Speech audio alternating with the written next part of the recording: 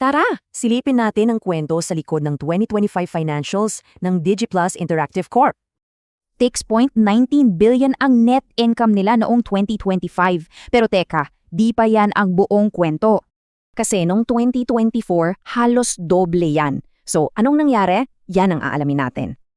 Okay, part 1. Bakit nga ba biglang bumaba ang kita nila? Tingnan natin. Unang-una, kitang-kita sa income statement nila. Bumaba ng malaki ang dividend income.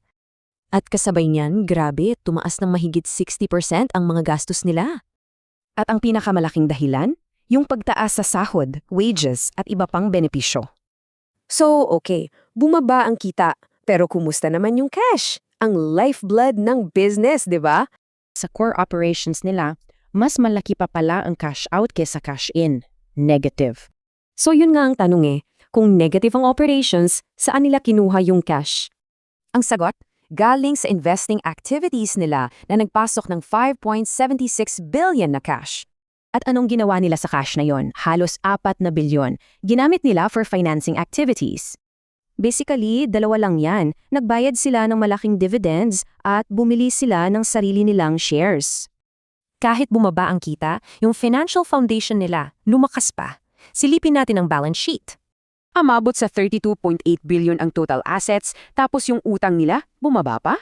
Kung titingnan yung current assets, makikita mong solid ang liquid position nila. Puno ng cash at receivables.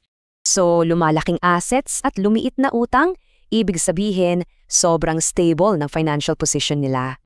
Okay, so para sa mga investor, anong ibig sabihin ng lahat ng to for the future? Para sa mga shareholders, magandang taon ang 2025. Ang laki ng balik sa kanila through dividends at buybacks. Pero hindi lang yan. Tumingin din sila sa future.